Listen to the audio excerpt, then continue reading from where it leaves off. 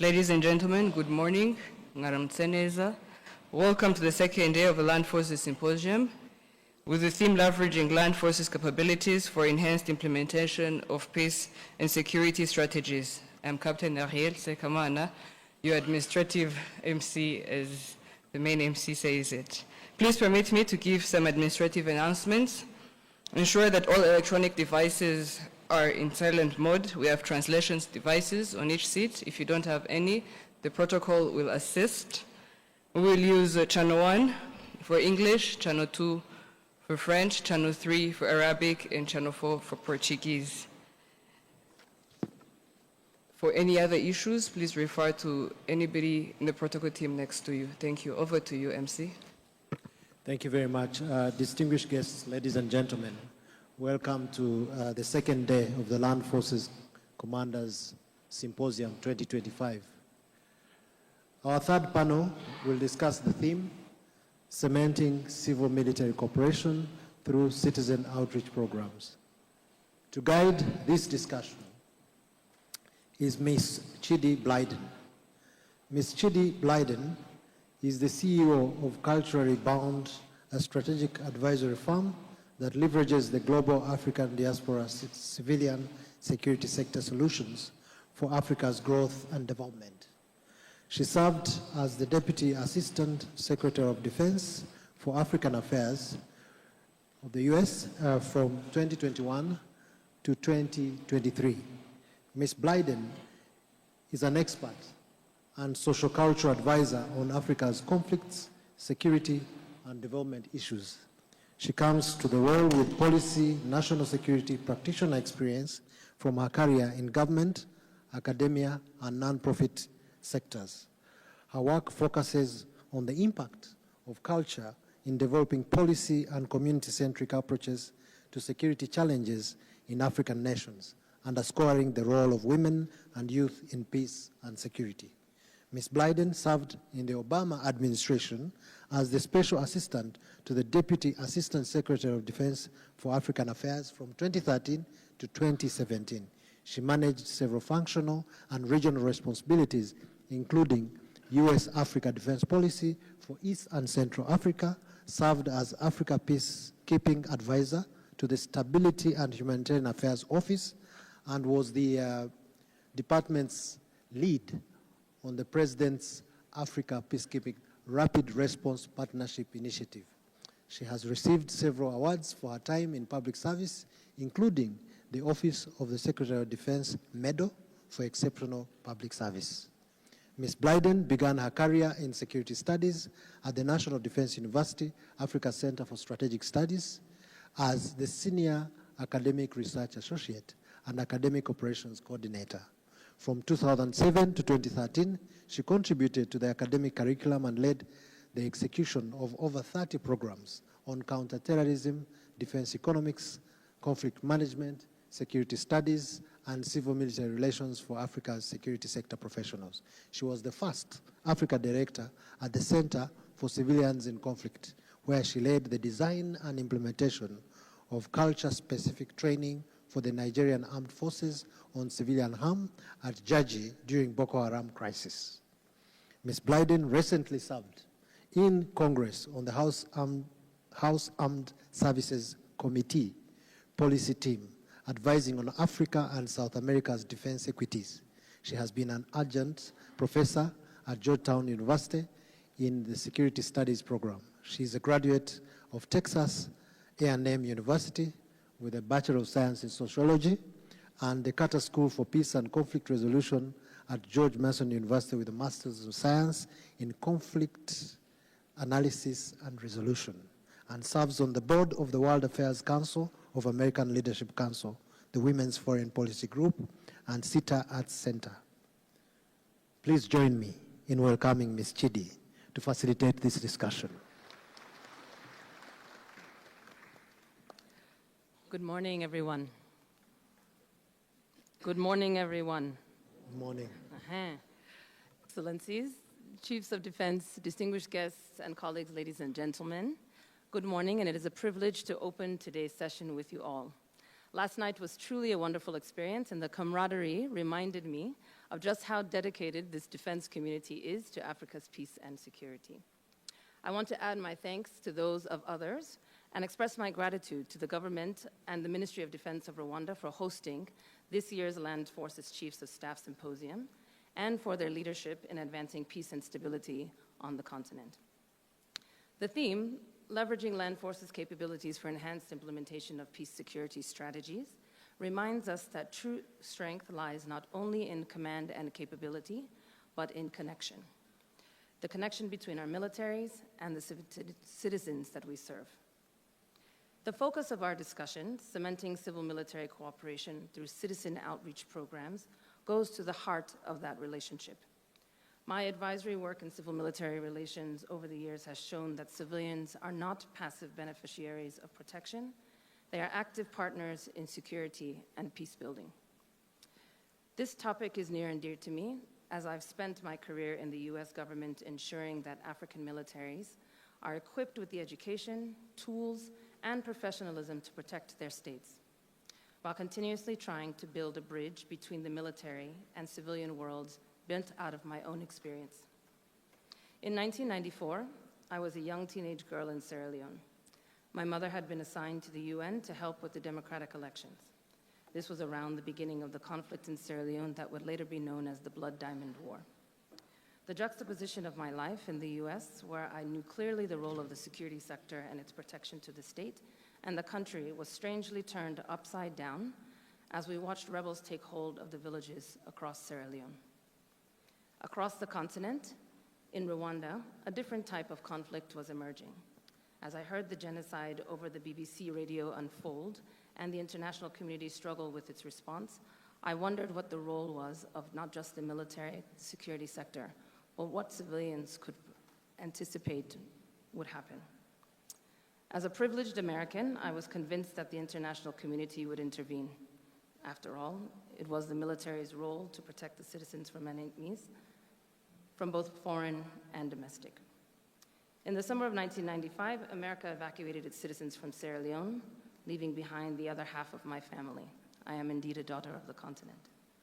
I was sure that the armed forces of Sierra Leone would restore peace and security to the country, but after a decade of war, it was actually a bilateral turned multilateral intervention by ECOMOG, led by Nigeria, that would liberate Sierra Leone. No one came, and the disconnect between the government, rebels, and civilian relationship stayed awry. Trust between the civilian and the military forces, trust between civilians and military forces had eroded. That was then, but I would say that this is a continued issue. And this trust, the foundation of civil-military cooperation, is increasingly being tested in this new age of warfare with digital advances, misinformation, and AI-driven disinformation.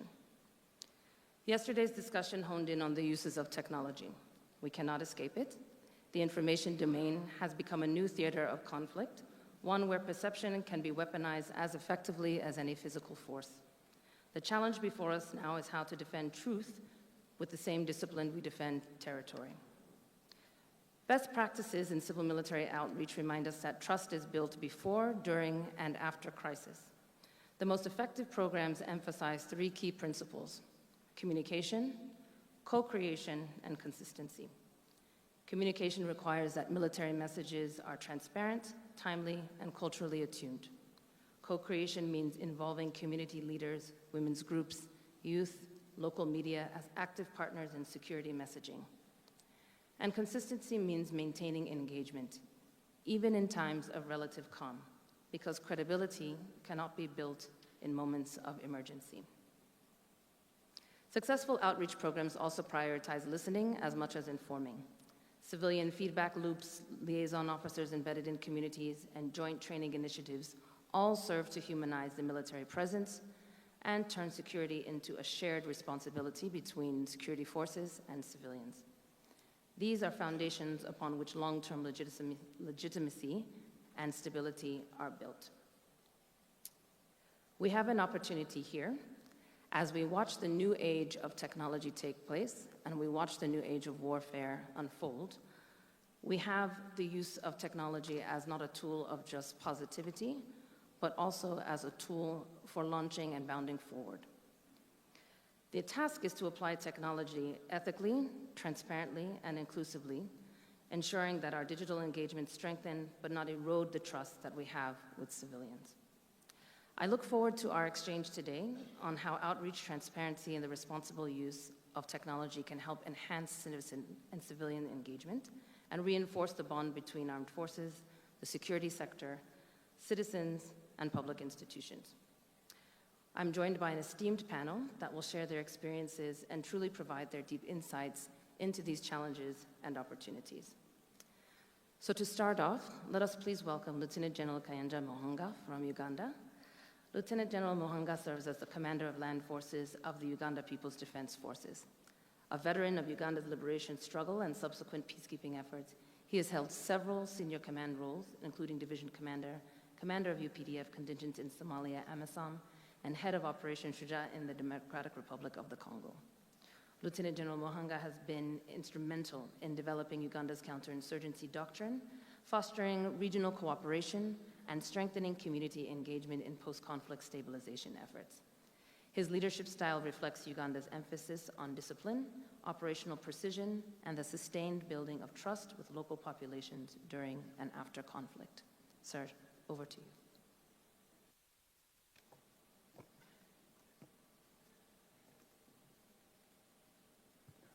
The Army Chief of Staff of RDF, the Inspector General of Police, my fellow panelists here, the Army Chiefs of Staff, Stroke Commander Land Forces, our generals here, all dignitaries present, ladies and gentlemen, good morning. First and foremost, I wish to thank the government of the Republic of Rwanda and the RDF leadership for the warm reception and hospitality accorded to me and my entourage. I also thank you for inviting us to share our experiences at this important forum of land forces. I'm called Lieutenant General Kayanja Mohanga, the Commander Land Forces of the Uganda People's Defense Forces. On behalf of the UPDF, I salute you all in your respective capacities and convey warm greetings from the UPDF Chief of Defense Forces, General Muhoozi Kainerugaba.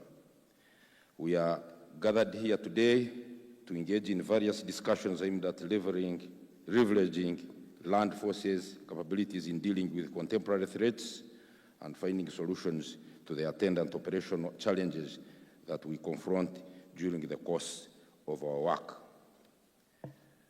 Our topic today for discussion is cementing civil-military cooperation through citizen outreach programs. The UPDF perspective is what I will present this morning. Introduction, civil-military cooperation is the dynamic and complex relationship between a nation's armed forces and its civilian institutions and society. Key aspects of CIMIC involves ensuring the military is professional, that is, preventing it from becoming a threat to the people it serves. Civil-military relations refer to structural relationships between modern military forces and their host societies, including the dynamics of military involvement in state affairs and the expectations of citizenship related to military service.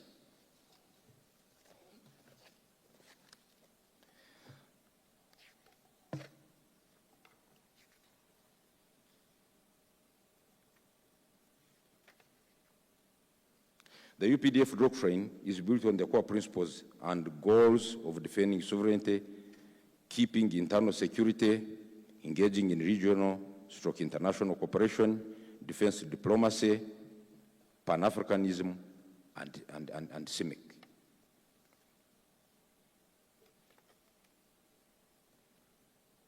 This presentation will address the following issues.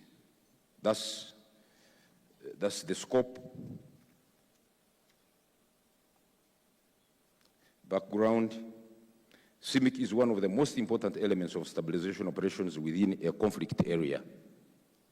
After the end of the Cold War, civil-military relations was introduced in order to harmonize the contribution of the armed forces and the civil society organizations in areas of operation. Over the years, when the conflicts became more complex, the use of military force only ended the war, but rarely stabilized the areas. As such, the non-military actors came in to try and find solutions without the use of force. The civilian actors used persuasion and negotiations to broker a peace agreement between the warring parties. Both civilians and military personnel worked together to win wars and stabilize the areas, but using different approaches. This integration is what gave birth to the concept of the civil-military cooperation, CIMIC. It was aimed at winning the hearts and minds of the people in the area of military operations using a non-violent approach, while creating a favorable environment for combat operations and completing the mission. Uganda People's Defense Forces initiatives on CIMIC have been instrumental in shaping people's perception and fostering positive relations between the military and the local communities. These programs have promoted community engagement, socio-economic empowerment, and addressed critical needs of the population. Through these proactive initiatives, UPDF has over the years established itself as a force for good, committed to supporting and uplifting communities it serves. By offering a range of services and support in the various sectors of medical, education, infrastructure development, and disaster response efforts, UPDF has positioned itself as a valuable ally in community development and community outreach programs. These CIMIC programs do not only benefit the local population, but also contribute to enhancing national security, building trust and cooperation between the military and the local population. Born out of the strategic planning and visionary leadership, CIMIC activities in UPDF have evolved over the years and has been widely embraced by the population both in Uganda and the region. These CIMIC activities reflect a holistic approach to community engagement and empowerment, showcasing UPDF's progressive vision for sustainable development in collaboration with various stakeholders. CIMIC activities and outreach programs in Uganda People's Defense Forces. UPDF's CIMIC initiatives encompass a range of activities focused on enhancing the well-being of the population and to promote sustainable development. These include medical support, which is one of the key pillars of UPDF community outreach initiatives in providing free health care services to the disadvantaged population, including outpatient services, vocations, construction of health facilities, conducting health sensitization programs, etc. Our medical teams perform a number of costly and life-saving operations on both civilians and friendly forces, free of charge. Cleft lip surgery, fixing fractures, club foot, that is curved feet surgery, hernia, cesarean surgery, abdominal surgery, emergency surgery, gunshot injuries, etc. Those are the pictures showing what the Uganda People's Defense Forces does in hospitals within the country and outside of the country. These are pictures showing what we do in Somalia for the population. This is done not only in Uganda, but in all areas where UPDF operates, in South Sudan, the DRC, when we were in Central African Republic, Equatorial Guinea, etc. The education sector. This is treating civilians in the DRC. These are civic activities that we. The education sector. Uganda People's Defense Forces runs a robust and cost-effective education system ranging from primary schools, secondary schools, and vocational training institutes around the country, which benefits the unprivileged children of both the military and civilians. The UPDF's education sector offers similar curriculum as other learning institutions, including adult literacy programs and scholarships for the disadvantaged students, which is aimed at improving access to quality education among the communities. Construction sector. The UPDF Engineering and Construction Brigade has taken over key infrastructure development projects in the country, which has saved the government from bloated expenditures by private contractors, bureaucracies, and delays in completion of the works. The Army has constructed roads, bridges, administration blocks, water systems, hospitals, and schools to enhance the welfare and quality of life for the people. That is construction of some of the roads in eastern DRC. That is Brasiboga road construction. Go back a bit. It's 42 kilometers from the border with Uganda to a place called Mboga. That's how there was no road to Mboga from some place called Borasi. So this is how it looked like when we are entering eastern DRC. When you go back, you'll see how far it has gone now. That's the construction work our engineers do. Go, you can go on. That is Kasindi Beni Butembo Road. This is a joint project with the government of DRC. It's going to be tarmacked up to Butembo.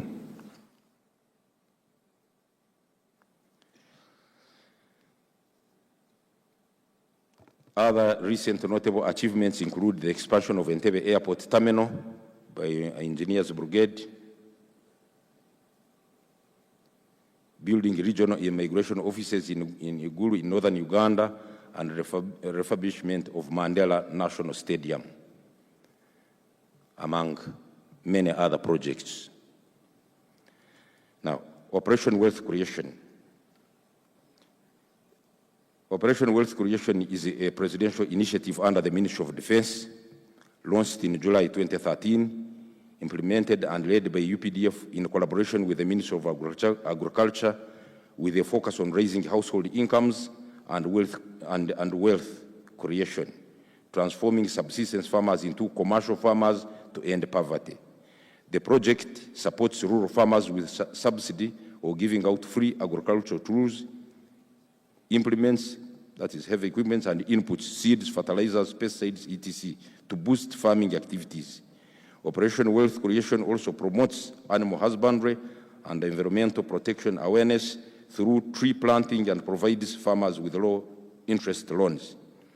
Key achievements in this project include increased agricultural production and productivity and increased subsistence farming by encouraging a shift to commercial agriculture. Operation Wealth Creation has also helped to create jobs and foster the growth of small-scale business and enterprises. The program has encouraged millions of Ugandans to participate in commercial agriculture. Tarehe Sita Day. Tarehe Sita is a Swahili word, means 6th of February. UPDF commemorates the annual Tarehe Sita, 6th day of February celebration, which is a Liberation History Day in Uganda. In the days preceding the event, UPDF performs a series of voluntary outreach activities in the community as a gesture of appreciation. Tarehe Sita is 6th of February when a revolution against the past government of UNLF was launched by attacking a training school called Kabamba, and which proceeded into a 5 years bush war that liberated the country from tyranny. This mainly involves a series of voluntary activities, including cleaning in the cities and urban centers, construction of schools and health centers in targeted areas, and it emphasizes the importance of a strong civil-military cooperation, establishing the UPDF as a people's army. Overall, these initiatives demonstrate the will and commitment of UPDF, impacting positively on the lives of the underprivileged people and the communities at large. Collaborations and partnership. That's a picture showing the UPDF searching teams of landslides in the slopes of Mount Elgon some years back. UPDF is constitutionally established and mandated as per Article 208 and 209, respectively, to cooperate with civilian authorities in emergency situations, civic relations, and engaging in productive activities for national development. Teamwork for the backbone of UPDF CIMIC and outreach programs through strategic and partnerships with key government agencies and non-state actors such as the Ministry of Disaster Management, Ministry of Health, Red Cross, UNICEF, etc. The military can mobilize funds, logistical support, technical expertise, and establish networks to expand in order to reach a wider community. Establishing networks with the grassroots stakeholders through key leaders' engagement, including the clan leaders, religious leaders, and opinion leaders, underscores the significance of multi-sectoral approach in driving a common cause and objective.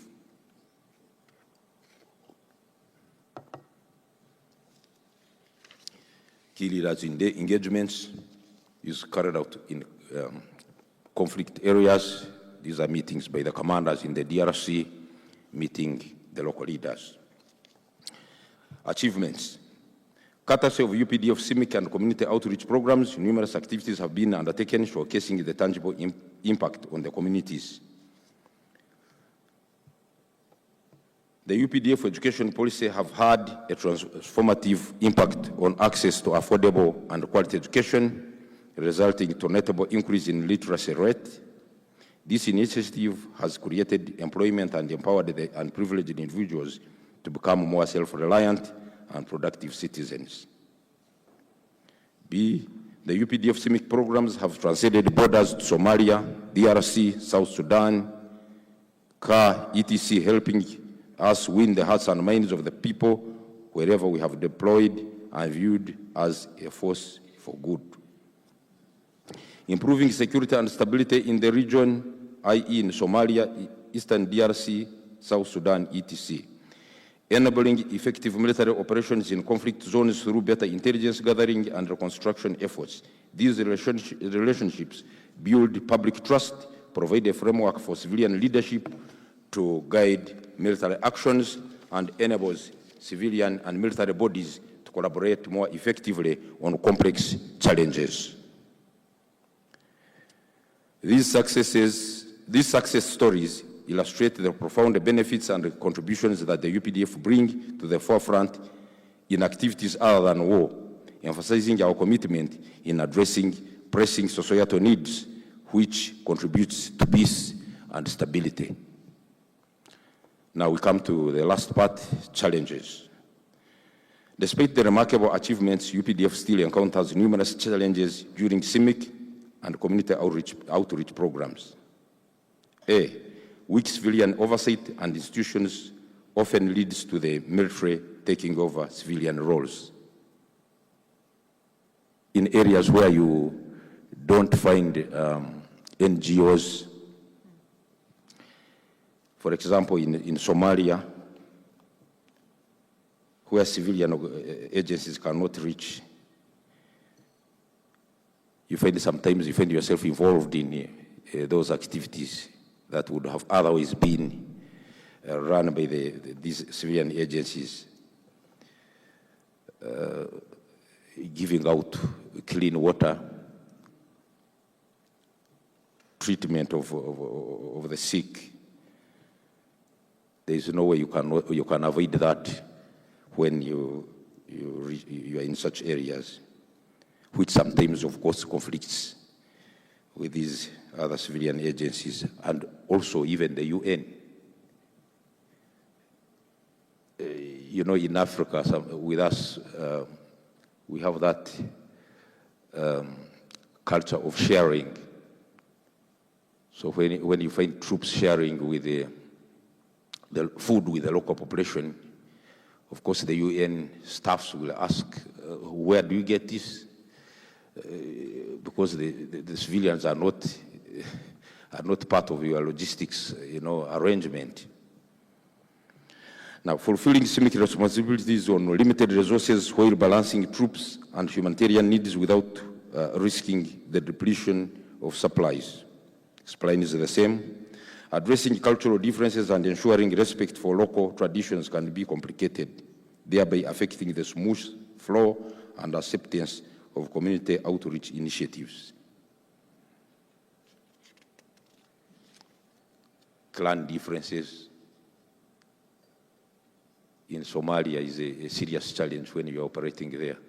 It complicates matters. Operating in highly volatile areas expose CIMIC personnel and the community to security threats and reprisal attacks, hence hindering the progress and implementation of such vital initiatives. During CIMIC work, the troops are a target to these terrorists and also the community. When you leave the terrorist target, community members, especially leaders, which becomes a big challenge. Lack of professionalism. Military operations adhere to military codes of conduct and respect for human rights. So where you find half-trained forces in a civilian population, sometimes you have problems. You people who have operated in such areas where you have some military that operate like militias, you must have experienced such challenges. So the challenges and achievements are many, but this is what I have managed to put forward, and that's my conclusion. In the interest of time, I will not read the conclusion. I end up there, and I thank all of you for listening to me. Thank you. Thank you, General Muhanga. You have confirmed the comprehensive role of the UPDF in Uganda's security sector, and I have had the privilege of working with the UPDF in support of CIMIC activities in regional peacekeeping. Let me now turn to Major General Chikunda Harrison Elijah Suko. I apologize for butchering the first name. Major General Soko is the Army Commander of the Malawi Defense Force, appointed on 18 December of 2020. He is a graduate of the United States Military Academy with a Bachelor of Science in Economics and a holder of postgraduate diplomas in Public Administration and International Relations.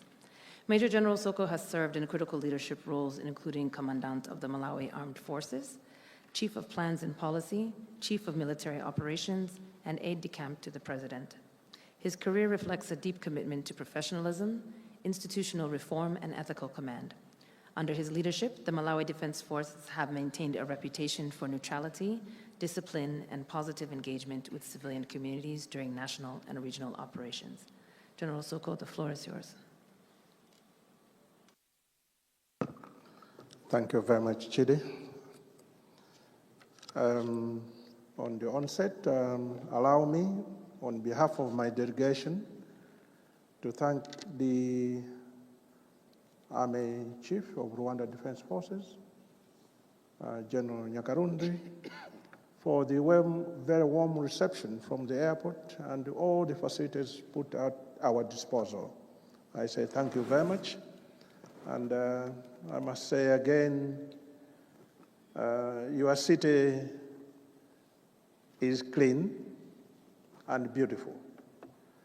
If I'm to vote for everybody here, I would say maybe it's the most beautiful city in Africa and very clean. I've been asked to says something which is common to all of us, which is cementing civil-military cooperation through citizen outreach programs.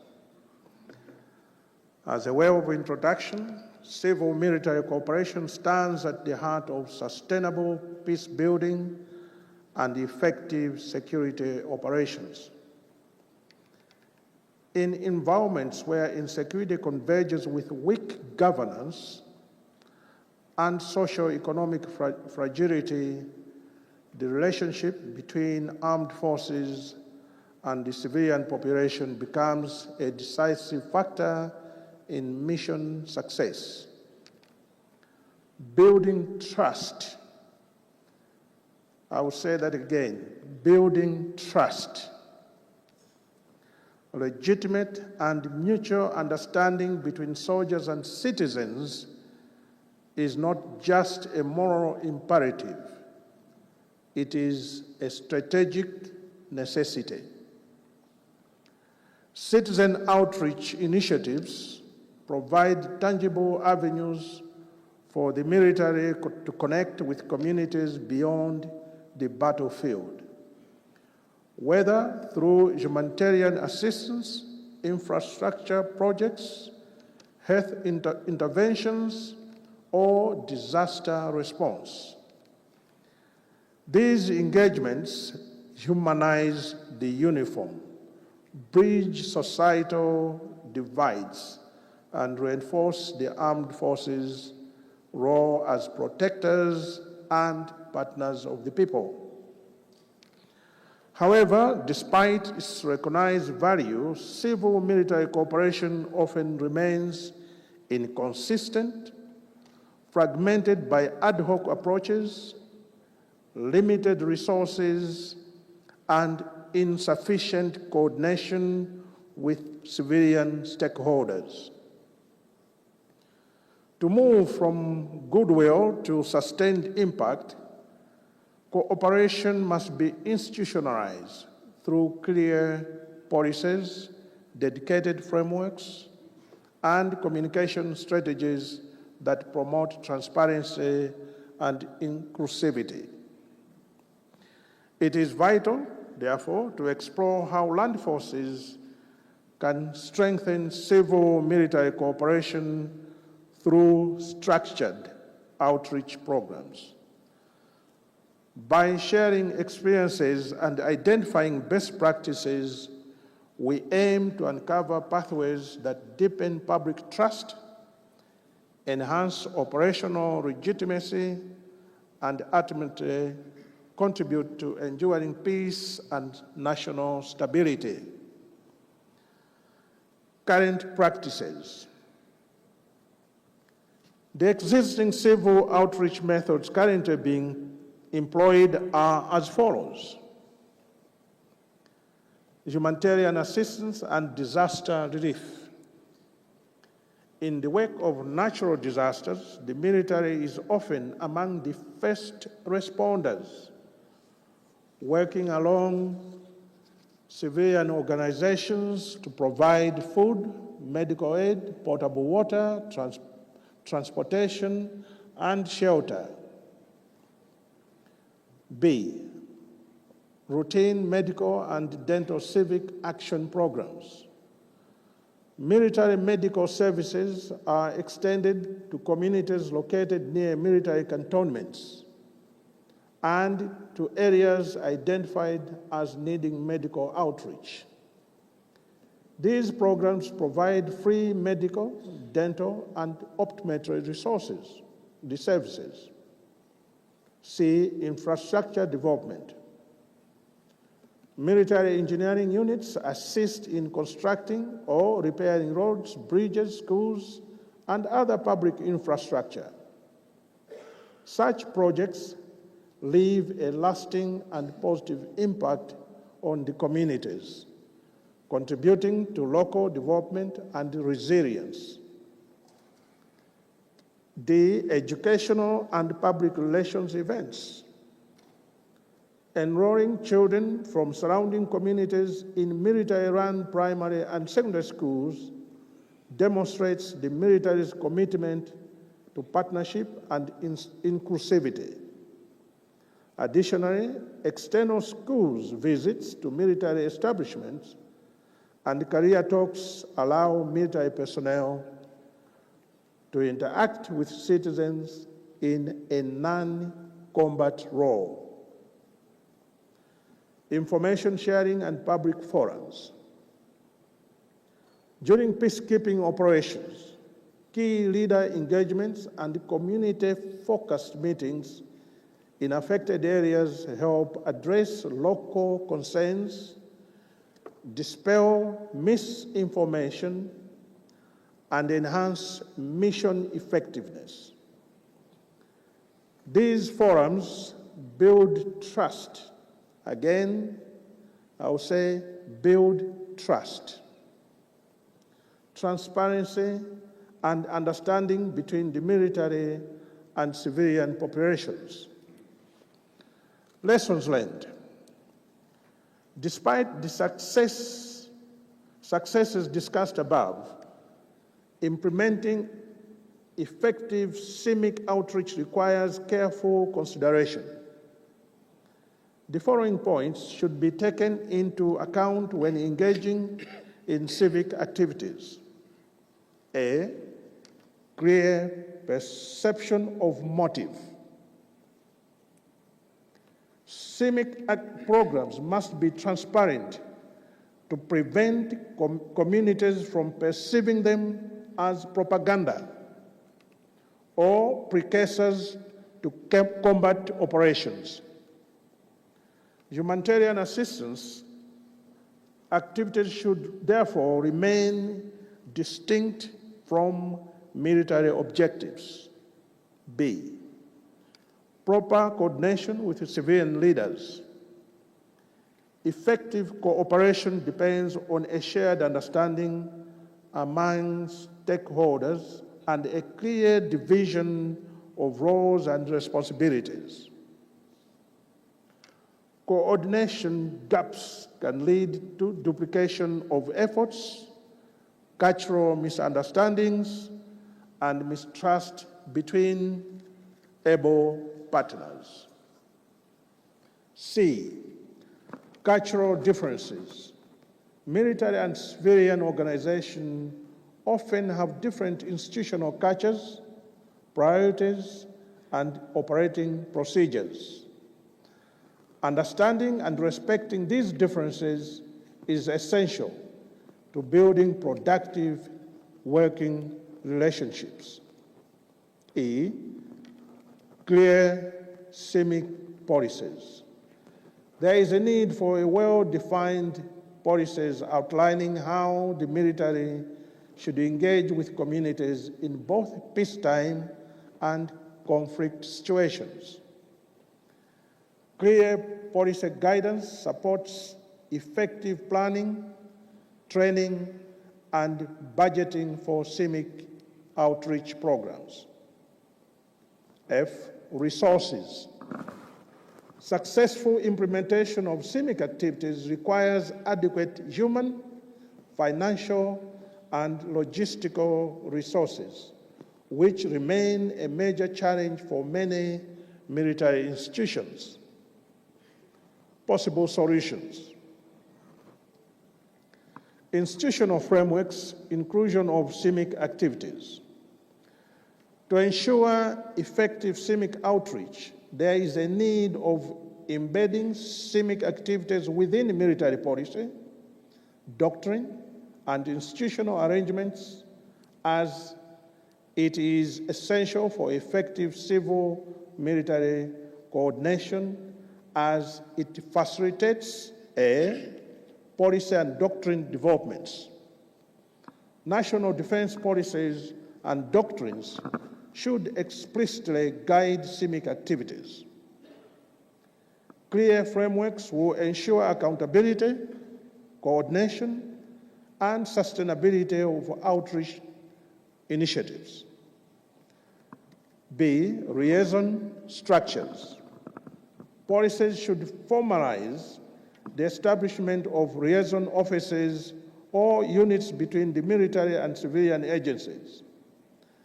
These structures will enhance information sharing and help counter misinformation, besides combating duplication of effort. Community engagements. Building trust and legitimacy requires active and inclusive engagement with communities. The military can adopt the following approaches. A, community-driven approaches. Engage local leaders, women, and youth to ensure inclusivity and local ownership of civic activities. B, needs-based assessment. Conduct comprehensive assessment to identify the actual needs of the communities. Capacity building. To strengthen human and institutional capacity for effective outreach, the following actions are recommended. A, civic skills development. Identify key skills required, including cultural awareness, negotiation, conflict sensitivity, and interagency cooperation. Training tools.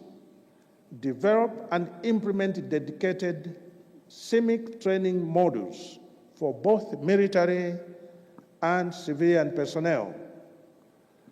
Resources, which are not enough.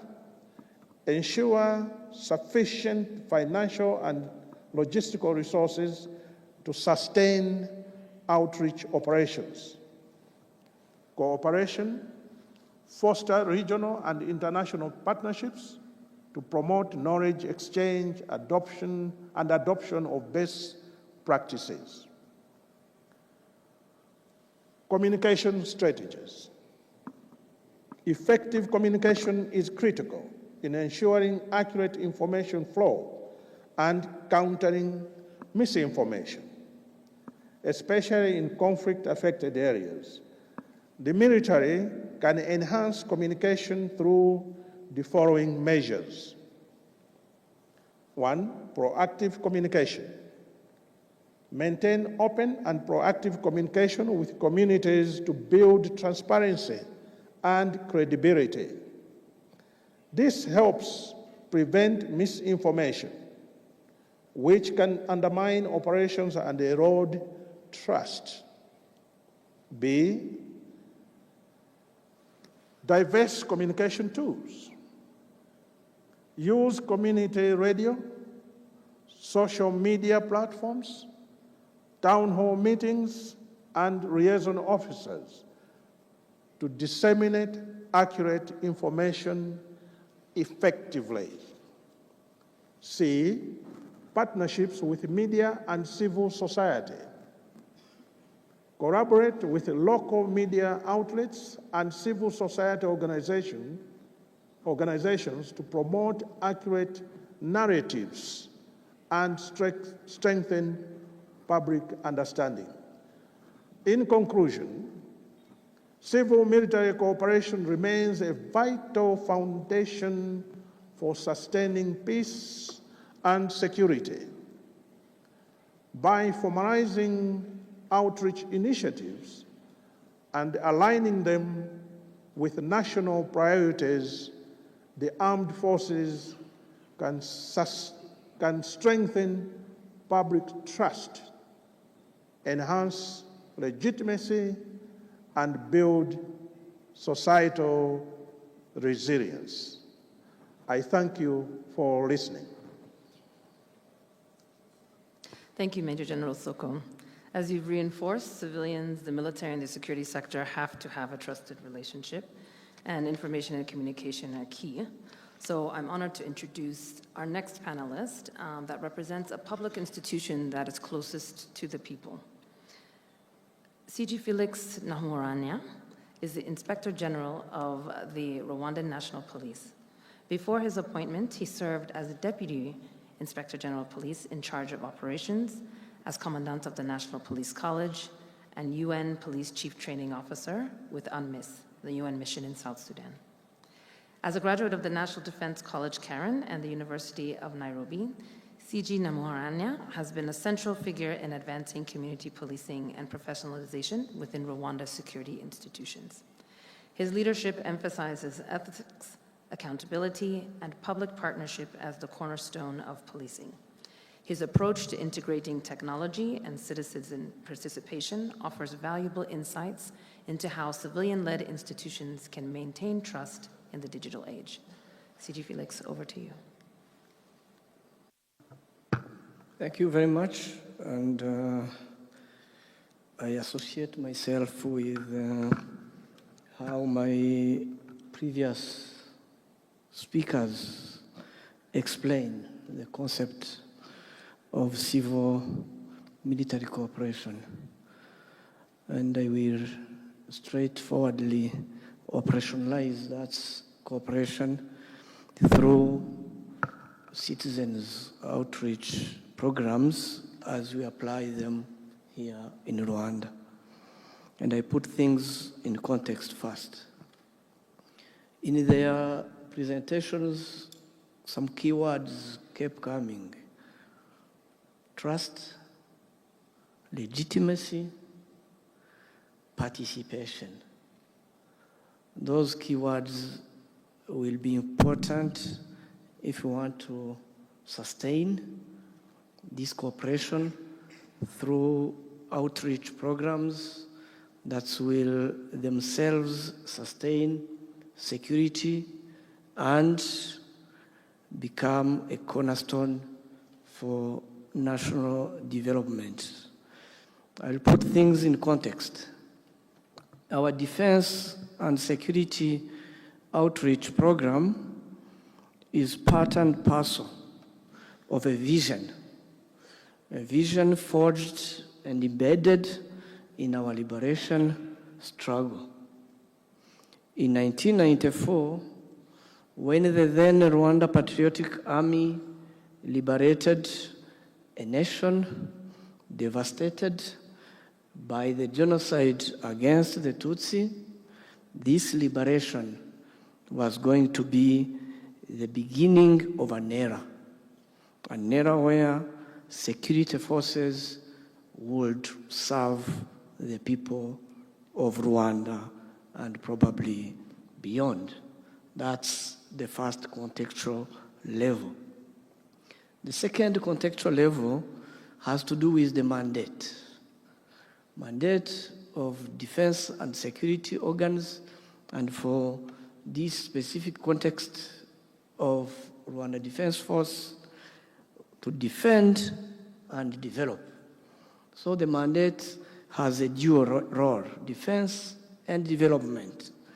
In Rwanda, the Defense Force is entrusted with a dual role to defend territorial integrity and safeguard sovereignty on the one hand, but also, and equally important, to contribute very meaningfully to the socio-economic development of this country. This dual role is not symbolic.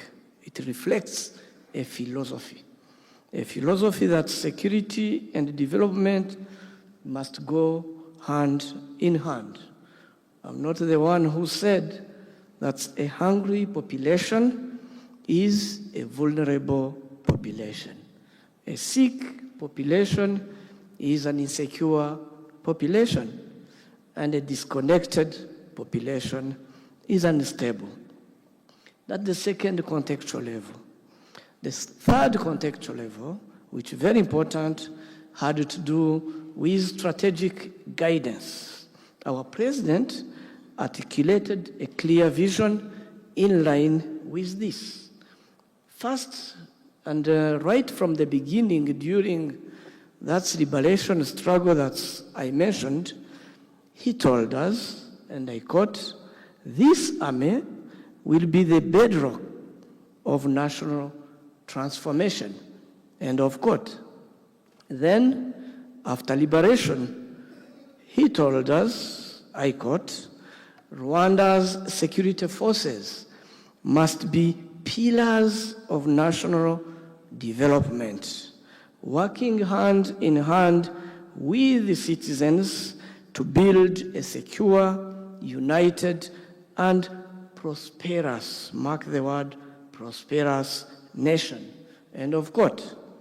Then recently, he told us, I quote, the responsibility of security organs goes beyond providing physical security. Security is indeed a priority, but it is a priority alongside development and the well-being of people and of God. He was telling us that whatever we do, we should make sure that this will create a situation where people in Rwanda are able to take their safety and security for granted. And that's 3 levels of context. From the liberation journey, where the army is told that it will be the bedrock of transformation, to the liberation time where the mandate is clearly dual, defense and development, to today where we are pillars of both national development and the connection between security and that's development. So I can't be at a wrong place when I'm talking to you when the commander-in-chief has told the Rwanda Defense Force about what should be done. And the Rwanda Defense Force and the other security organs will go to their boardrooms, to their dashboards, to their labs, to craft how it will be done. In your context, I think you call it mission command. So, crafting how it will be done took us to interact 2 big variables, security and development. And the interplay between 2 important variables led us to this citizen outreach scheme to operationalize the nexus of development and security by creating a social contract between armed forces and local populations. What began as Army Weeks, Police Month initiatives expanded into holistic outreach program with activities ranging from medical outreach, infrastructure development, social protection related activities, community policing campaigns, and so on and so forth. Civil-military cooperation, as clearly explained by 2 previous colleagues, in our case, is not a peripheral element of security practice. It is a strategic imperative in our security architecture. Citizen outreach programs have touched lives of Rwandans at every level, in every corner of this country. We have constructed homes for vulnerable families. We have built schools to facilitate implementation of government policy for access to education for all our children, and early childhood development centers, commonly here known as ECDs. You have provided health insurance to vulnerable households and free medical care to thousands of people. Military doctor doctors providing free treatment to rural populations. Examples and numbers are out there and Googleable. Last 2 outreaches alone, medical services reached over 250,000 people. We have supported farmers with land preparation, with pest control, with irrigation. We have planted trees, protected watersheds, built resilience against climate shocks. We have constructed bridges and roads connecting rural areas to urban centers. We have provided water supply chain and systems, solar energy, and other social protection related schemes to rural populations. This model of outreach programs that operationalize the cooperation, the civil-military cooperation, has gone beyond our borders. Rwanda has applied these practices beyond Rwanda, particularly in peacekeeping missions and in other bilateral deployments. South Sudan outreach programs with our mission in UNMISS with displaced communities have reinforced peacekeeping legitimacy.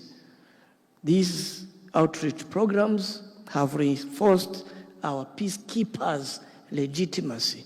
That's keyword previously captured by my colleagues. In Central African Republic, MINUSCA, Rwandan contingents have integrated some of these outreach programs with humanitarian support, restoring confidence in local populations. In Cabo Delgado, Mozambique, Rwanda Defense Force and the Rwanda National Police have combined their tactical operations with humanitarian support to displaced populations, winning local trust in the fight against violent extremism. Winning local trust, another keyword. These interventions demonstrate that citizen-centered approaches are transferable, even in fragile and conflict-affected environments. The security development interplay underscores that sustainable peace and security cannot be achieved by security forces in isolation.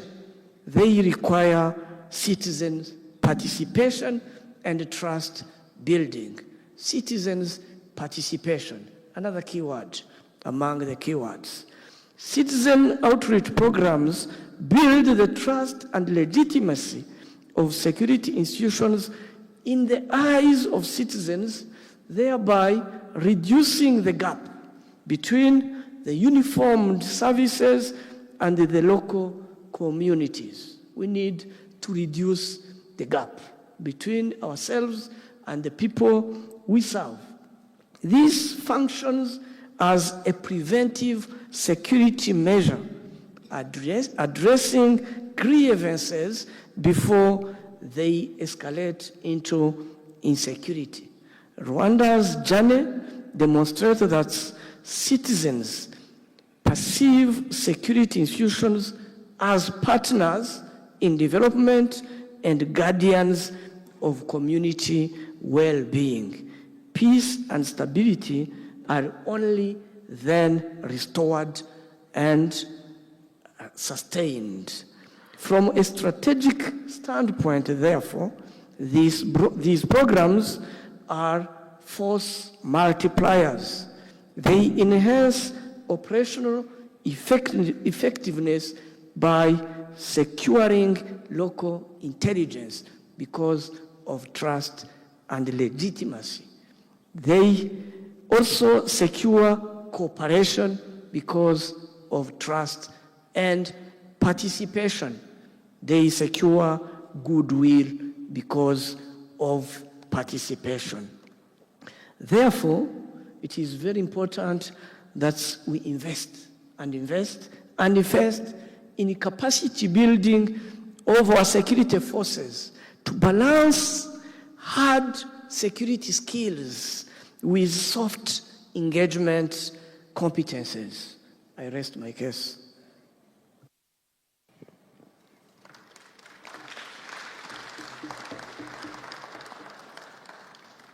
Thank you, Inspector General.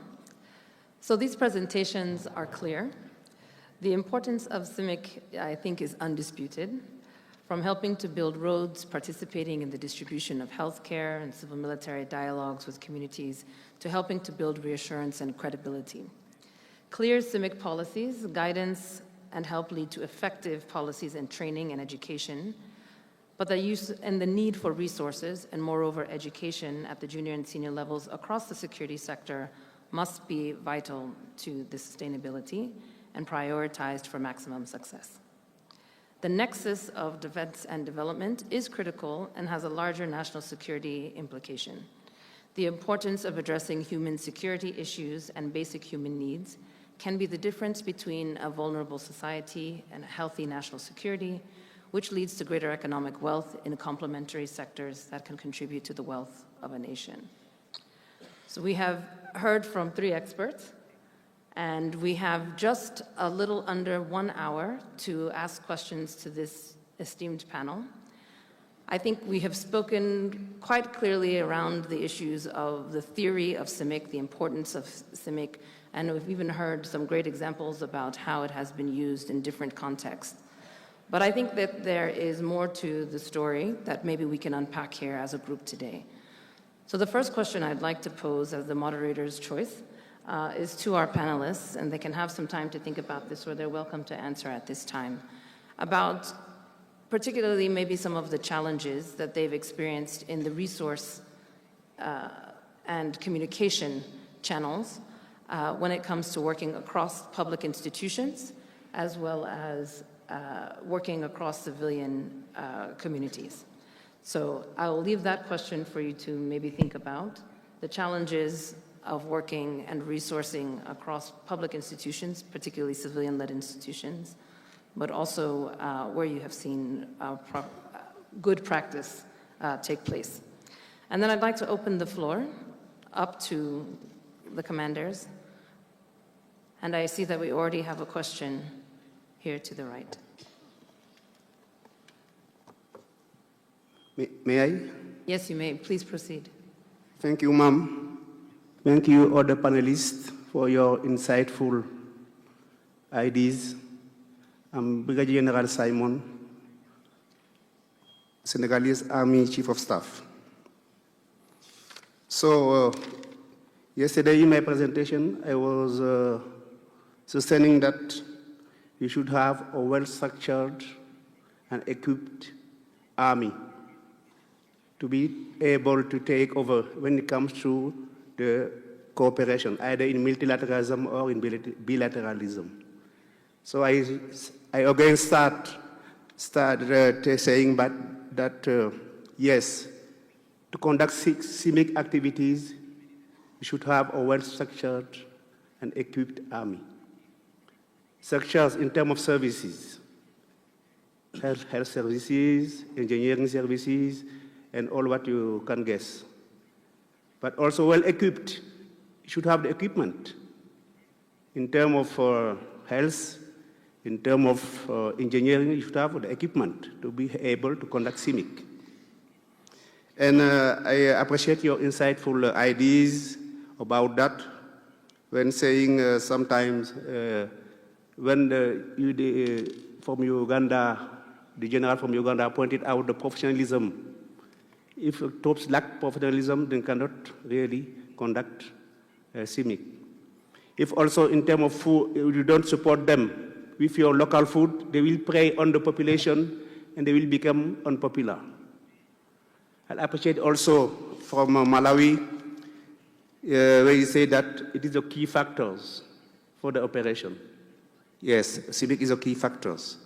And also, it humanizes us. Thank you for that. From Rwanda, I see that, yes, it's a force multiplier. What we can do, CIMIC is something that made that accepted by the population. So my question to all of you is, maybe it is part also of the question for the mom give to you. Did you receive special funding from your respective government, or are you just managing by your own resources? Because if I take my own example, you know that in Senegal we had a rebellion, Casamance, a long time. So I was deployed there from platoon leader to sector commander, that anytime I had to do something, it was by my own means, the amount of the means I'm given for the troops. Of course, I don't let my troops starving. I will give them the necessary, and when is something remaining, I try to help. So it's really my question. Are you receiving really funding for your own government or administrative authorities, or are you just managing by your own resources, whatever can be the level you are? Thank you.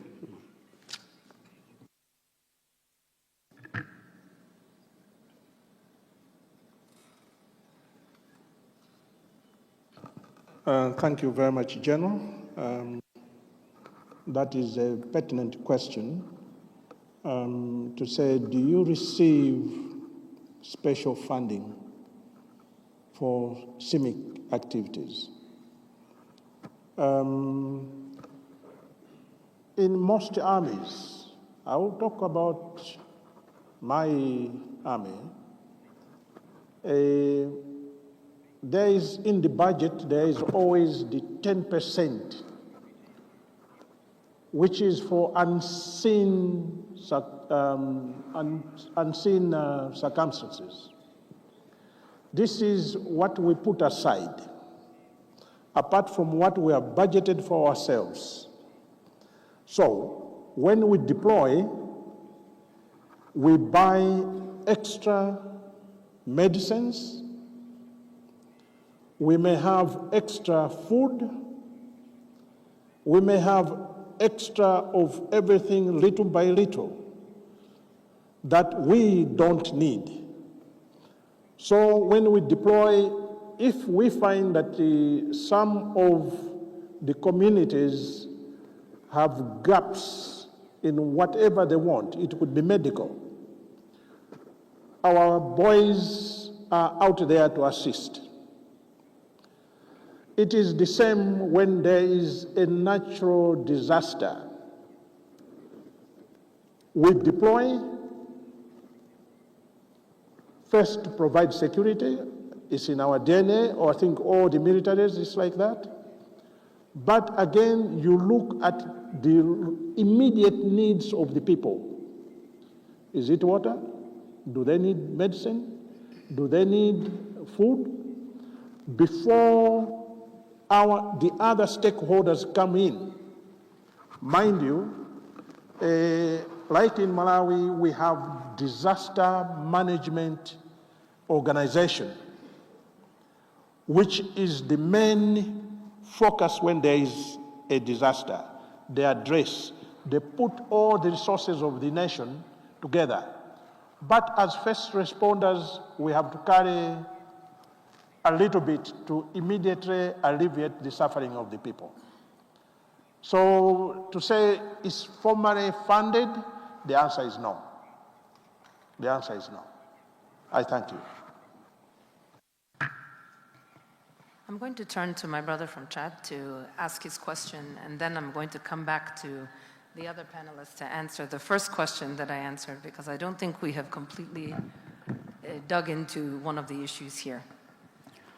Bonjour, je suis le général Abakar Ibrahim Iga du Tchad, chef de l'état-major de l'armée de terre. Je remercie les panélistes pour leur brillante présentation. Moi, pas une question, je voulais apporter mes contributions, mes expériences par rapport aux actions civilo-militaires. En effet, nous avons eu à effectuer en 2013 une mission FATIM, Force d'intervention militaire au Mali.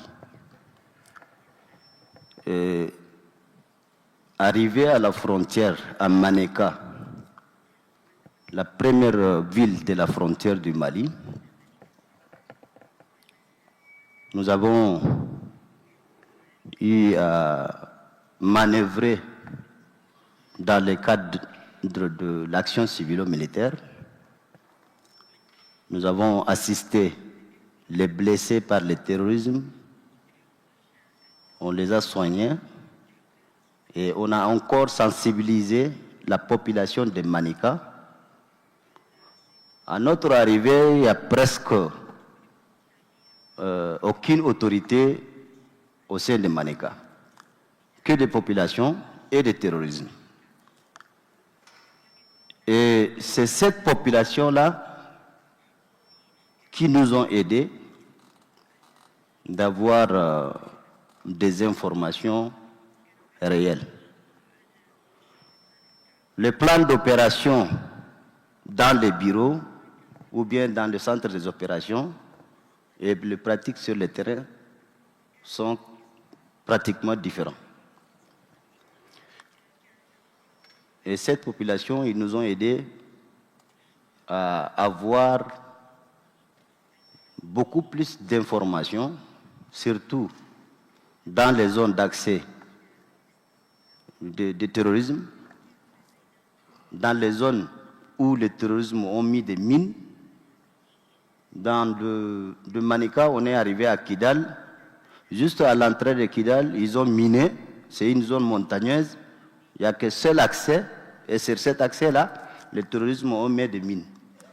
Mais ce sont ces populations-là qui nous ont montré que voilà, ici, il y a des mines. Nous avons utilisé notre génie pour exploser les mines avant de nettoyer la ville de Kidal. Et par la suite, de Kidal, arrivé à Tassalit, c'était les mêmes problématiques. Ce sont ces populations de Tassalit qui nous ont facilité, qui nous ont aidés de nous donner des informations réelles sur le terrain. Et de Tassalit, quand on partait à Tigargar dans les montagnes, Tigargar, c'est une zone montagneuse à peu près, je peux estimer 50 km ou 30 km à l'intérieur de la montagne. C'est une grande wadi où abrite tout ce qui est de terrorisme, avec leur matériel et leur personnel et leur centre de formation et tout cela. Pour arriver à cet objectif, c'est un enfant mineur qui était peut-être utilisé auparavant par le terrorisme. Cet enfant-là, ce sont les populations qui nous ont dit que c'est cet enfant-là que peut-être il a des informations. Quand on l'a amené, l'enfant il est assoiffé. Moi j'avais un bidon de l'eau avec moi, je voulais donner de l'eau, il a refusé de boire. Premièrement, moi j'ai bu, et quand il a vu que j'ai bu de l'eau, il a bu de l'eau. On lui a donné des biscuits, on a causé avec lui. Après il nous dit, mais qu'est-ce que vous voulez? Nous on a dit le terrorisme, ceux qui sont en train de faire du mal à la population, ce sont ceux-là que nous on veut lutter contre.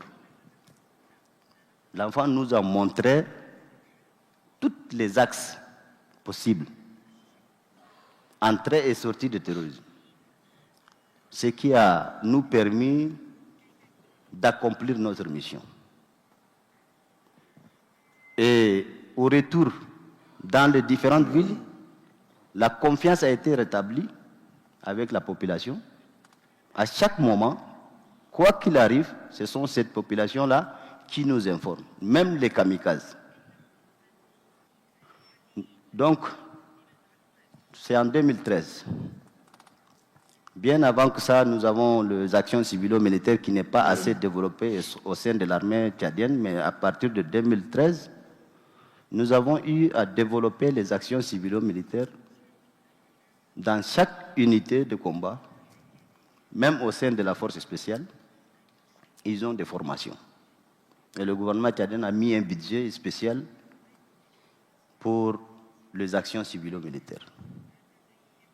Et nous construisons des ponts pour faciliter les axes, des routes, et on assiste au soutien sanitaire, de médicaments, et on assiste aussi dans de construction et les inondations. Aujourd'hui, l'armée tchadienne avait déjà, je pense, 90% de confiance de la population tchadienne. Cette population coordonne étroitement avec l'armée. Et surtout, encore un deuxième exemple que je voudrais donner au niveau du lac Tchad, le phénomène de Boko Haram qui vit aujourd'hui sur le lac. C'est les populations du lac, ce sont elles-là qui nous donnent toutes les informations de chaque mouvement de Boko Haram. Aujourd'hui, les éléments de Boko Haram ne viennent pas au Tchad. Ils opèrent dans d'autres frontières, à peu près vers les frontières du Nigeria, du Niger, mais côté tchadien. Ils ne viennent pas. Quand ils viennent, ce sont les pêcheurs, les populations aux alentours. Ce sont eux-là qui viennent informer l'armée, et l'armée, il opère pour exterminer cela. Donc, je suis tout à fait d'accord sur les interventions des deux généraux. Cette action civilo-militaire, ça construit la confiance entre le civil et le militaire. Il faut toujours construire. Et ça contribue à la stabilité et à la paix. Je vous remercie. Thank you. I want to maybe just reinforce what you are saying, which is an emphasis on community-centric approaches, and your engagement and collaboration and partnership with the community was key to, as you pointed out, early warning systems, intelligence gathering, things that are done not in a nefarious way, but in a positive, collaborative, and cooperative space with communities. When AFRICOM was first stood up, we had a series of civilian cooperation programs that we did in vaccinating goats. And it was very hard to explain back to the White House why we were spending money and resources on vaccinating goats. And we explained that in many African countries, pastoralist communities, and many of the military were engaged in multiple jobs, like our National Guard. They were farmers, they were agriculturists, they were pastoralists. And the importance of building trust with the community was key to our success in the fight against terrorism where we were working on the continent. So I want to maybe come back to our panelists, because I think you also honed in on something which is resourcing. There are dedicated resources in your country to be able to work on CIMIC, as there are in the United States. We have whole offices that are engaged in this activity. But it's not the same across many of the countries across Africa. Many of the militaries perform civilian roles or perform forest ranger roles or other types of roles that are not necessarily specific to defense and national security. So I want to open up to talk about the resource question, because it's all fine to talk in theory about the things that we would like to do and how we would like to achieve them. But there are challenges in ensuring that there's adequate resourcing, education, and even a skill set to understanding how to engage with the population. So let me turn first to our public institution of the police and see how we can address this issue and how it is handled here in Rwanda. Merci, mon général, d'avoir partagé votre expérience. Vous avez justement renforcé l'importance de la confiance, de gagner la confiance. It has helped me answer actually a combination of questions. The challenges that you posed the issue of resources, and the importance of participation. To me, one of the biggest challenge is coming from inside, from us, rather than from people we engage. Because there is always that issue of one resistance to enter into this from our own forces. Secondly, this resistance is reinforced by the excuse that this thing is very expensive, costly, no resources, and that's combination of not willing to go in and having a very valid excuse will make our forces from different corners of our countries engage differently at different levels. But when you really operationalize this in a well-structured manner, you end up realizing that it is even more cost-effective, very cost-effective. I'm using my case to demonstrate how it is cost-effective. We deal with criminals and crime and insecurities. There are two ways of dealing with it. As police force, dealing with criminality and insecurities and criminals single-handedly. It is possible. It is done in some part of our regions and continent. Or let communities play a big part, probably the biggest part, in dealing with insecurities and criminals. It is also possible. Actually, that's the approach we do here, we use here in Rwanda. Crime emanates from a community, originates from a community, and is committed by a member of a community, and will affect the community. And the criminal will run back to the community. How dare you, police force, coming to deal with this crime without that community?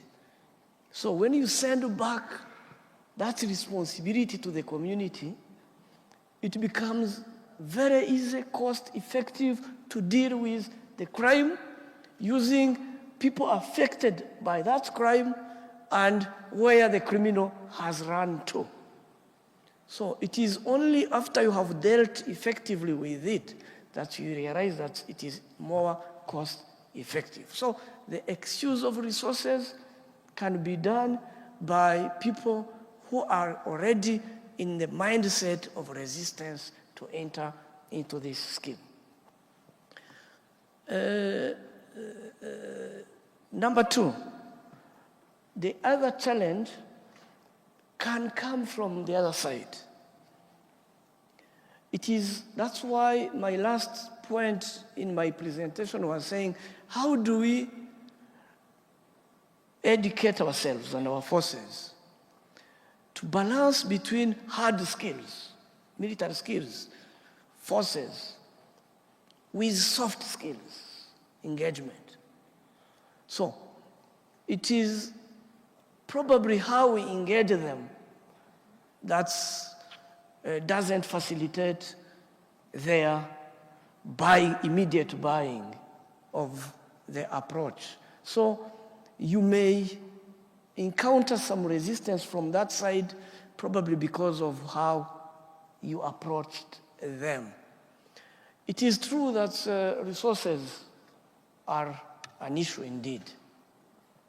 But if you have made civil-military cooperation using these outreach programs part and parcel of the whole, doctrinal, then you budget for it from the beginning.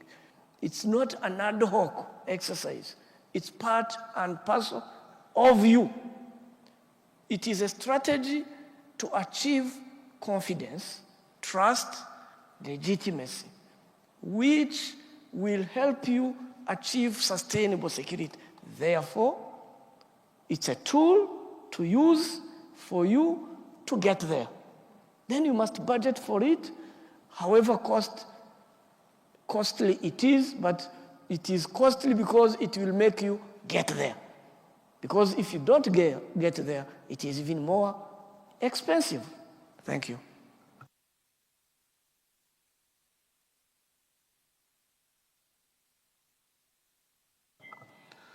I think in my brief I mentioned trust several times. For the Malawi Army, is totally trusted by the community. However, or maybe before I go to the however, we are always the first responders to any disaster, natural disaster. We are the first responders. However, we deploy with only the military resources. I mentioned the 10%, which is like the contingent, which may not really solve the immediate problems that the people on the ground are facing. Where are the other resources? We have Department of Disaster Management in Malawi. It's a central point where all the resources are grouped. But they may not move at the speed that the military moves. There is some sort of bureaucracy. We respond within maybe 12 hours to 24 hours. But the other organization may respond in 4 days, 5 days. And yet the people on the ground are suffering. The issue is the resources are not stocked in advance to say when there is disaster, we pick these ones. It is that time when they start mobilizing the resources. By the time they are being deployed to an affected area, it's too late. Our resources as the military may be depleted by that time. A good example is we carry extra tentage. We may have 30 tents, which are for our use. But when we are on the ground, we give these tents to the affected people. Believe me, at the end, they are never recovered going back to the barracks. So it is an indirect donation to the community. Maybe I should stop there. Thank you very much. I apologize, I'm not able to see who is raising their tent card, but I know we had one person on the left here, I think from Egypt, and then General Nakarundi after, please. بس عشان الترجمة هتكلم عربي. I will speak in Arabic. طبعا في البداية طبعا بوجه شكر In the beginning, I want to thank the organizers and the coordinator and all the colleagues who have organized this symposium. And I also want to thank the organizers for choosing this very, very dynamic dynamic title. we know that it is important that we secure our boundaries, and this is the job of the police. But we are talking about the boundaries where the common people are, the citizens are. So for them, the owners of those areas should be aware that the government forces will come to protect them, but in the first place, they are there in the first place. And therefore, we need to be so close with the civilians. And I think this topic needs more time to be talked about, because building confidence needs time. And we think that I want to talk about Egypt between 2011 and 2014. I want to say that when we talk about conflict areas or areas where there is terrorism, it is very important to deal with the civilians. And I think that this is over 10 years you can work on building confidence. And I say that for us, we were the program, 10 years program to build confidence. And we tripled our efforts to work with the civilians, and it has helped us a lot in dealing with the terrorists. And that is also, like we have already mentioned here, that it helps to protect the civilians themselves. And there is something very important I want to mention. So, if we want to fight terrorism, we need the structures, we need development. If people have development, if people have services, all that the communities need, if they are there, then the terrorists have no justification to be there, and even the civilians who would have cooperated with them would find no reason to work to them. And also there is an issue after the conflict, after the war. There is a very, very long plan, very many steps we need to take up to work on the reconstruction, building confidence. And this is also very important. And we need to make sure that terrorism does not deny us a chance of development, and therefore we need to make a difference between fighting terrorism and enabling development to go ahead. And also we need to help to look at the areas which are most remote, which don't have a chance of development, and we force development there. We force infrastructure to be there. Our efforts should be targetful, and people who are working should work whether they agriculturists in their area. We need to work to give them the opportunity to exercise their normal activities. And so here I emphasize the importance of the army in these other services, including construction, and so that we also know that we can engage the soldiers or the army in a number of projects which can give services to the communities. We used to have we had a problem of awareness, and this is a war where awareness is very important. It affects development, it affects confidence, it affects trust, and so we know that awareness can disturb so many things. Terrorists use the lack of awareness in these areas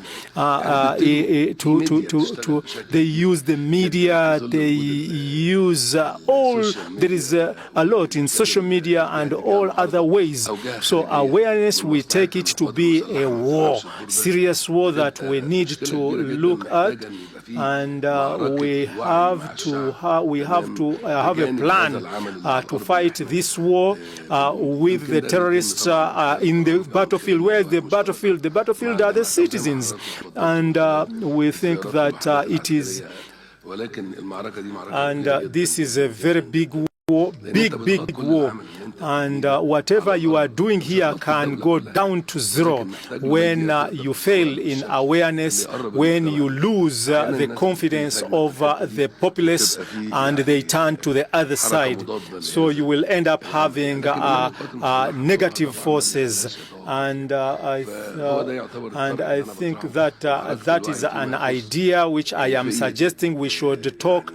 We should have plans to have that war of awareness. We use all the possibilities which we can use. We use all the channels. We use the media, and so that we protect the achievements that we have. And also, we should have legitimacy of this activity. Thank you very much. Thank you so much for that. General Nakarundi.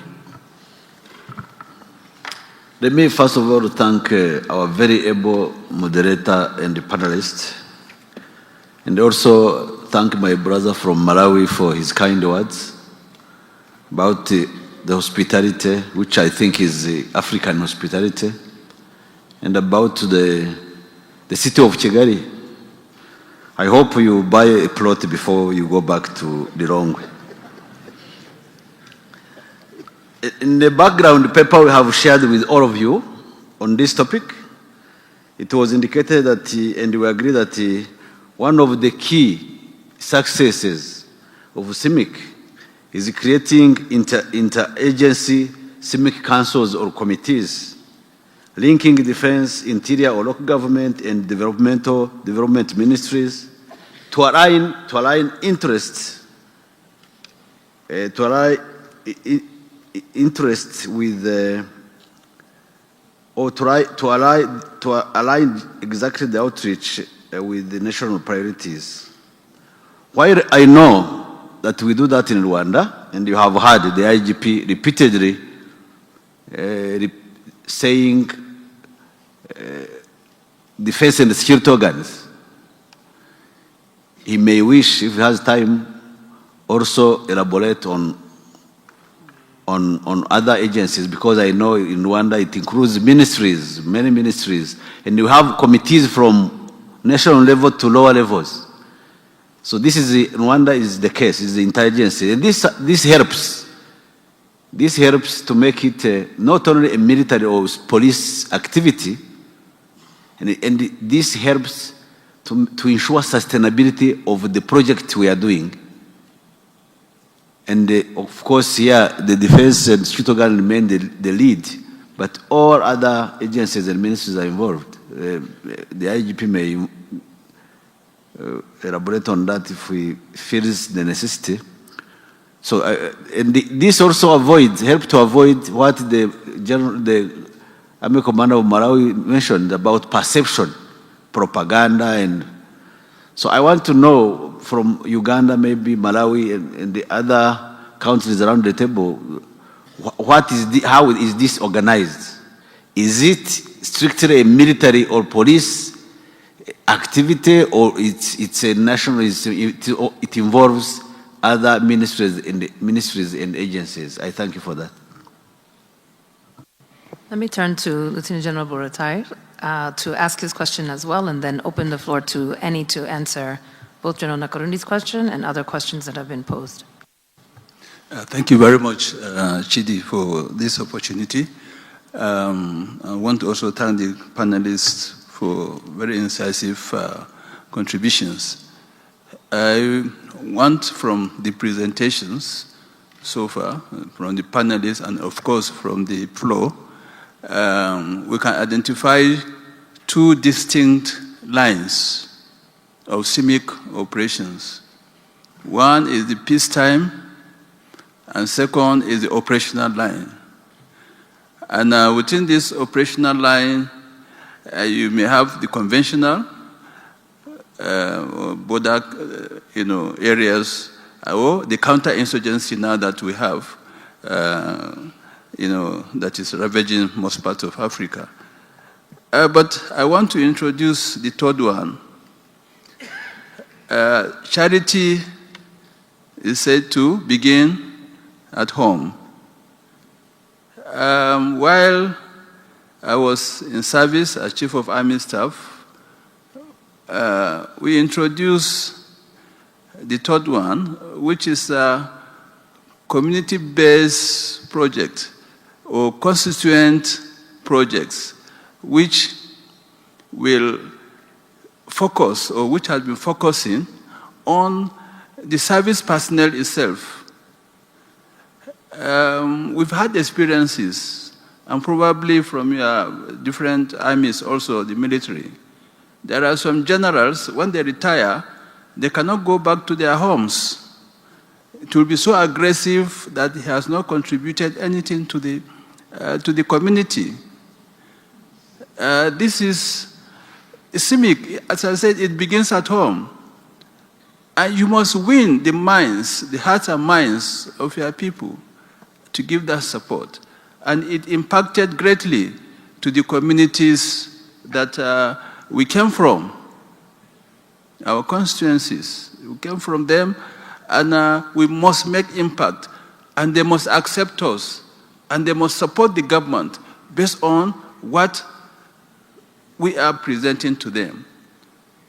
So extending it to this area is very, very important, because you will get the support at the peacetime period. When the situation arises, they will give the whole support to the government policies and projects. And if there are crises, they will always reach you and tell you this is what is happening at your constituency. Because some officers, some generals don't have control, or they cannot have access to their communities, and there is so much probably aggression. There is poverty in some areas, there is lack of water, lack of health facilities, and roads. So we introduced this in the Nigerian Army, where we had officers identifying specific projects within their own communities, and it's budgeted, and we advance the money. We get a reliable contractor who will do that, and he is given the fund and executed and followed up. Virtually, when I started, and it's still continuing, not only within the Army, but the Navy and Air Force have also taken up. So this is key, in the CIMIC relations, our CIMIC direction. We must take it while we focus on community based on either disaster environment or counterinsurgency operations or border crisis or conflict areas, to make sure that they get this assurance, building confidence, to get information, as the Chadian General said, and in fact all the Inspector General of Police and the chiefs here who have spoken. It's very important. You get intelligence, you get the support. They will help you to further achieve the humanitarian, objective of your operation. So I think if this one is captured within the armies, it will help a lot. And you only need to see how your people will receive you at the end of your retirement. You go home, and they will be happy to receive you. You've made impact physically there. I give you a story. For several years, a community in Edo State, and my first chief of, the second chief of military civil military commander, or what do you call it, the chief of civil military relations, took the project to his community. The politicians couldn't achieve that. We are not going into politics, but the point is, that's their primary responsibility. But for many years, they've never gotten water, borehole water or tap water, until when that project was executed. And that officer, today, he will raise his head high, going back to his community to be well received. So this is my addition to what all have been discussed. Thank you. I'm looking around the room, but maybe I'll take the liberty of answering General Nakarundi's question about the security architecture, the national security architecture, or the whole of government approach that I know is at least used in the US context. I was going to ask how many of you have state partnership programs in your countries? Just by a show of hands. Do you know if you have a state partnership program? I can tell you that you do. I can tell Senegal has Vermont. I know that Rwanda has Nebraska. And these are state-level programs that come from the United States. How many of you had Millennium Challenge Corporation programs, infrastructure development programs in your country? I can tell you all of those who did. 35% of our programs were in Africa. They were in Senegal, Nigeria, Cote d'Ivoire. They were around the continent.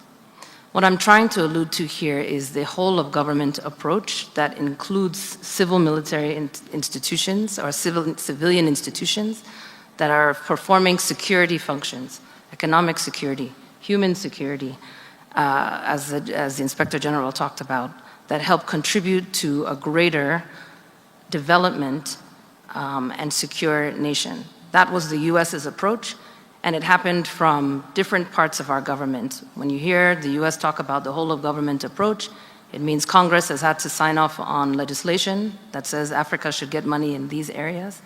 It says that our defense budget should have a certain amount allocated for defense works and cooperation.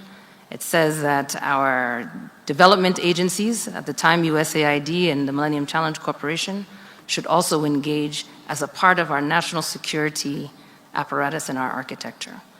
So part of knowing that, though, is knowing whether you know in your own countries where to go to get certain resources to meet the civil military needs or civil security needs in your country. So that's the example of the United States. But I think to General Nakarundi's question, we work together in the Defense Department. He also had to go to the State Department. He spent many times going up to the Hill, going to each different department in the US security architecture to get the resources that were needed for the military and the security of his country. So that's my example. What's yours?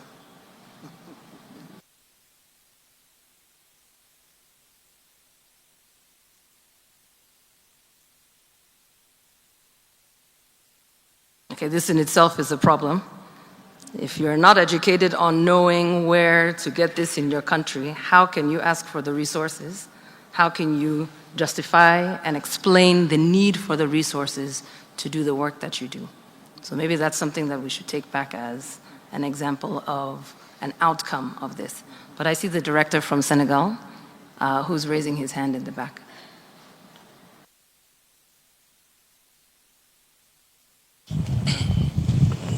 Thank you very much. Good morning, everyone. Following up to your question, which is for me is legitimate and it's normal. But now when you get those funding, I'm coming from the civilian part of the equation.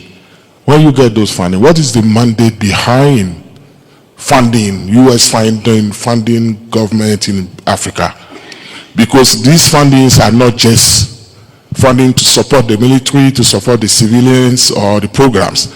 There is also US government objectives to support this funding, to put these fundings on the table. And sometimes these fundings comes with some rules and regulations. You can't use it for this, you can't use it for that. So at the end of the day, sometimes you have access to these fundings, then what you think is paramount to your community is important to your community might not be listed in the documents of the funding. How do you go about this? Because we know that European Union, American government, they're putting funding on the table to support our militaries, to support our countries.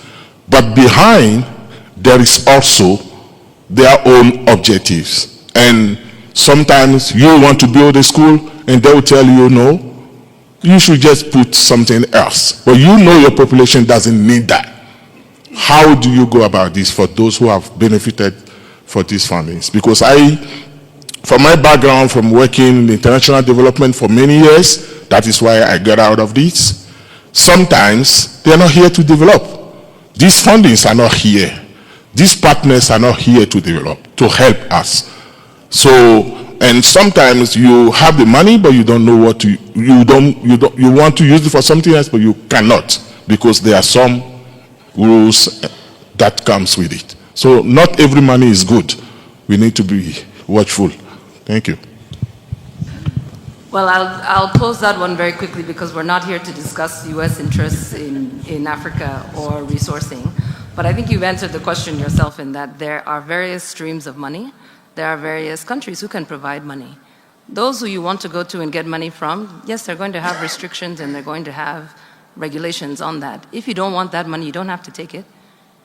You can do actually what was discussed yesterday in the panel about becoming independent off of resourcing from other areas. Of course, if I'm giving you my money, there's an interest behind it. I want to see the stability, I want to see the healthiness, I want to see a relationship and a partnership that is built. I think that there has been an answer to this question in the human capacity and the human resourcing of nations. And investing in that, I think is an outcome, I think is a necessary investment that needs to happen across all countries. As you said, the development world has become an aid space of just going and asking for money. For what? You have resources at home. You have human resources at home.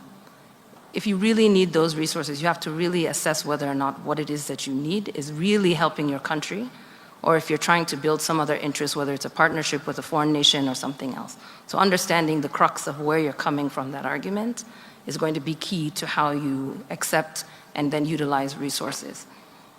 So that's not the panel discussion here, and we can definitely have this debate outside, but I think there is an independence upon resourcing that is part of a mindset that needs to change when it comes to development. But I thank you for the question. Great. I have one question here from Burkina Faso and then also from Central African Republic. Oh, sorry. Is it chat again? Okay, thank you, Madam. I'm Colonel Romba Ahmed from Burkina Faso, Chief of Army Staff. In pursuit of what the previous interviewer said, I have to share my experience from my country. In the past, in 2018-2019, we used to benefit from USA Embassy for CIMIC activities. It is the same. They want us to organize some sporting challenges, providing humanitarian assistance to local population, sometimes revamping some infrastructure. But later, you know that my country is struggling against story for almost 10 years now. At the beginning, in 2015-2016, we were lacking manpower to deploy troops everywhere. So the terrorists, when they get into our country, the time they attack a village, the time the information get the operating unit, the terrorists already did harm to the local population and flew away. So one day in operation, we try to discuss, to interact with local population in the village. They say that it's good, you are providing us healthcare, humanitarian assistance, but this is not our real need. We want security. So we know that we don't have enough manpower to be everywhere.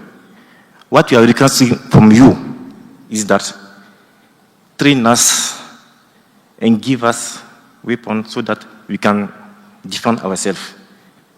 This is our real need. We want security. So at the beginning, our government was reluctant to provide training and weapons to the civilian. But later, we are compelled to do that. We provide them training for a couple of weeks, provide them weapons, and we noticed that when we arrived in the village, they managed to organize some resistance before army come. So what I am trying to point out here is that we cannot every time limit similar activities to the traditional things.